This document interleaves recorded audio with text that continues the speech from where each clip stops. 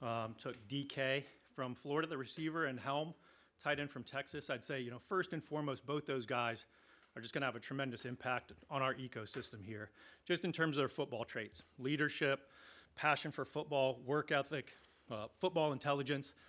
Both those guys check the boxes in both of those areas. Now with DK, wide receiver, has flexibility to play both inside and outside, good returner, plays in the kicking game.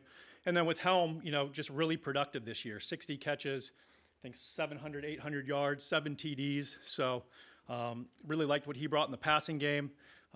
Developmental as a blocker, he'll need to improve his strength, but he competes and he plays with a lot of effort. So excited to add both of those guys. Again, I think they'll have a great impact on our team, not only on the field, but they're going to bring a lot of the intangibles that we're looking for to continue to elevate the culture here that we're in the process of trying to build. How important has that been, the intangibles, the things that don't show up necessarily running a 40 or watching the tape to see how good a guy, blocks or catches or things like that? How important has an emphasis been put on the intangibles? Yeah, I think it's pretty strong, and I think it will continue to be that way. I think, some of the places that we've been, Mike, myself, Chad, some of the organizations that we've been with that have won and won consistently, you kind of see how much culture impacts that, how much having guys that truly love the game, because guys that love the game are passionate about getting better. They're motivated to improve. They elevate their teammates around them. They're low maintenance. It's hard to win football games in the NFL.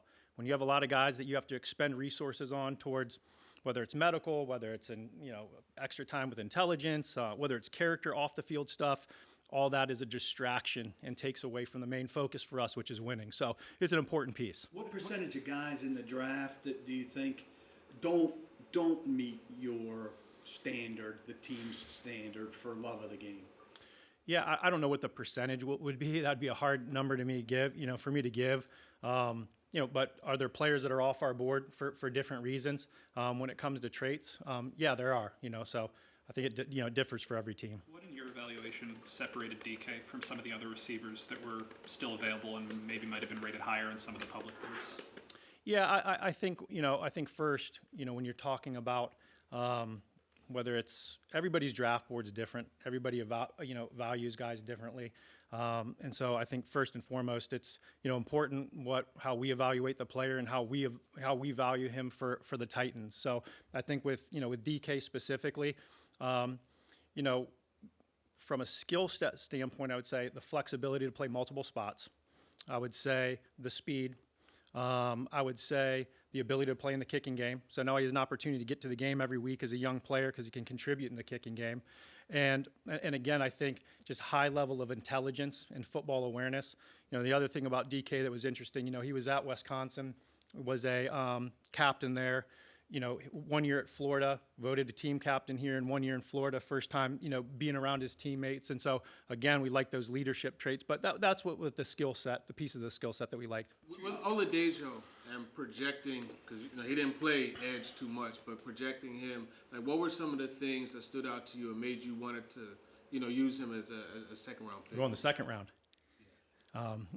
I think, length, power, speed. I think those were some of the things that we saw, off the edge. Now, I think the interesting thing about him is you evaluate him playing off the ball, right? And so when you see him playing off the ball, the other element that you see is ability to drop in space, provide some coverage. And when I say, it's not like he's a coverage player, but when you're an odd front team, and you're playing with outside backers, there's an element of having versatility to kind of do some different things. And so, I think those things that stood out to us, again, speed, length, power, effort, tenacity, all those things is what we liked. Did you get some interest, I guess, in the first pick today, and just, I guess you like DK so much that you'd rather take him instead?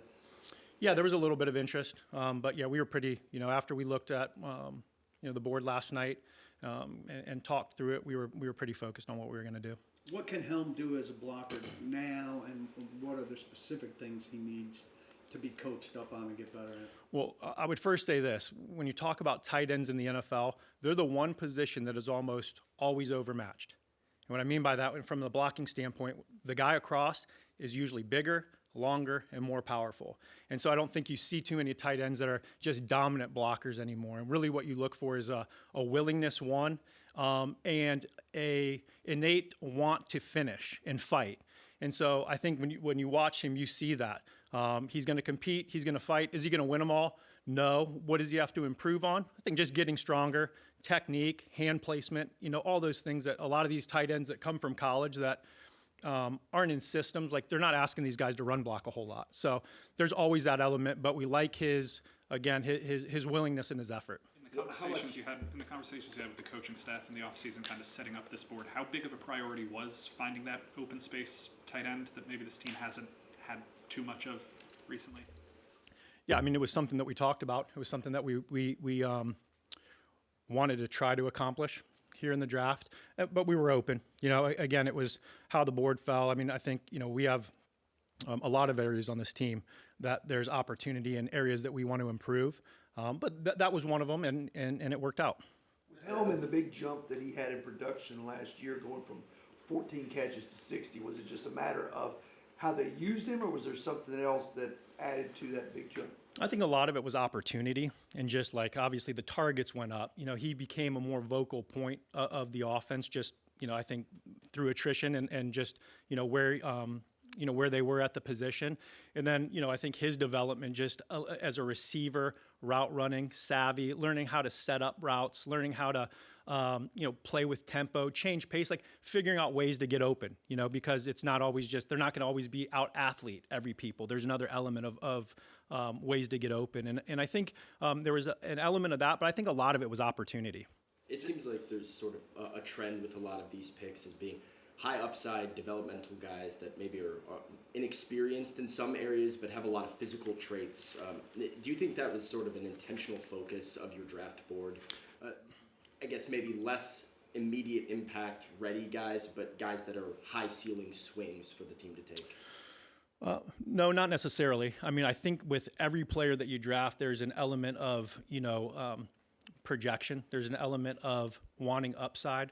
Now, we do talk about guys that maybe, are finished products versus guys that have upside to develop and grow. And I think that's more valuable.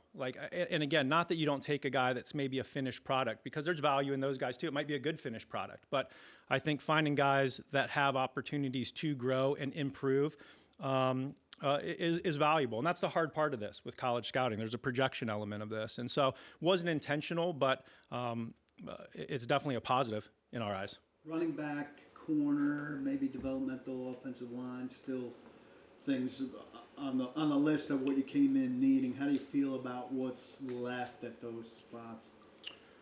Some are more thin than others. I think a couple that you mentioned. There'll be some opportunities. Offensive line's always thin. We saw that in free agency. We see it in the draft.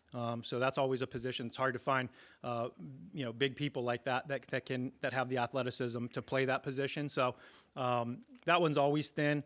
And I would say this year, corner was just a little bit of a lighter draft, lighter in terms of prospects. And so I think that was a thinner position too. I think running back still has, some good depth, and, we'll see. We'll find some guys. Just in general, a lot of experience in the front office. Mm-hmm. How would you view the cohesion in that group, and how have you kind of viewed your role and contributions here?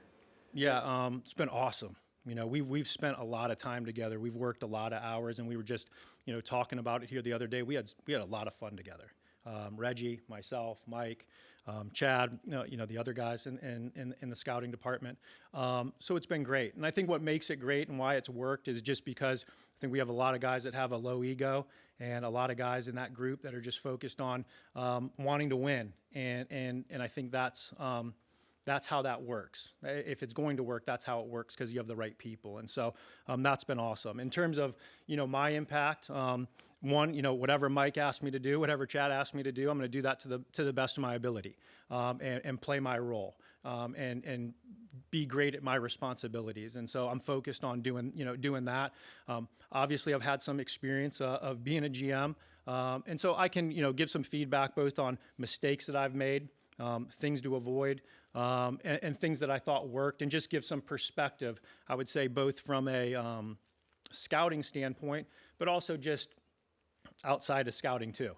and just from a management perspective. And so I try to give some feedback and give some suggestions and talk about my experiences when I think it's applicable. Is that a unique setup, the structure of it, and like in your opinion, what's the value of having all of those guys together?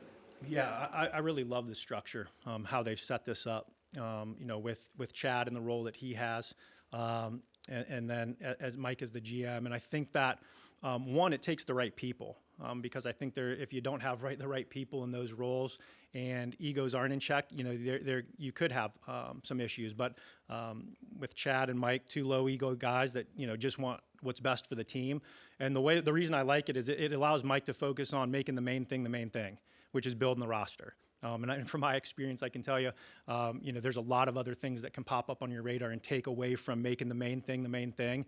And this structure allows for him to do that. And I think it's great if you can get the right people. With some of those traits, guys, like the second round pick, like, DK as well, how is that process going as far as you guys communicating with the coaches and saying, hey, this is a guy that we need you to develop, these are the traits? Like, what's that back and forth like? Yeah, I think that happened all throughout the process.